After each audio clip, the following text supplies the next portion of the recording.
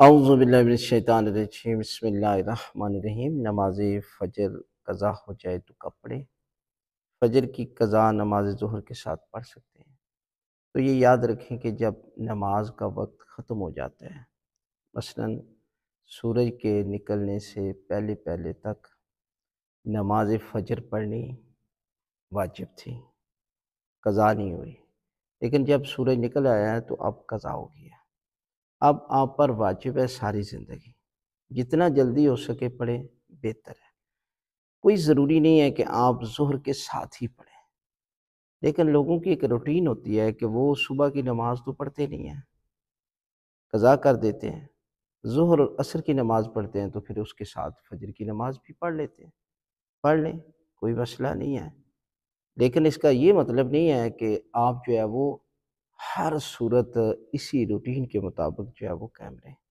لہٰذا کوشش کریں کہ نماز فجر کو بھی آپ ادا کی نیت سے جو ہے وہ پڑھیں، یعنی قضا نہ کریں۔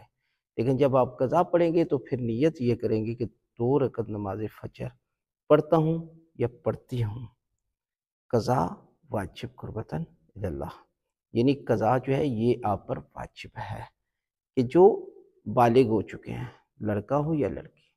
جو بھی بچے بالغ نہیں ہیں ان پر تو واجب ہی نہیں ہے، جب واجب نہیں ہے تو ان پر قضا بھی نہیں ہے۔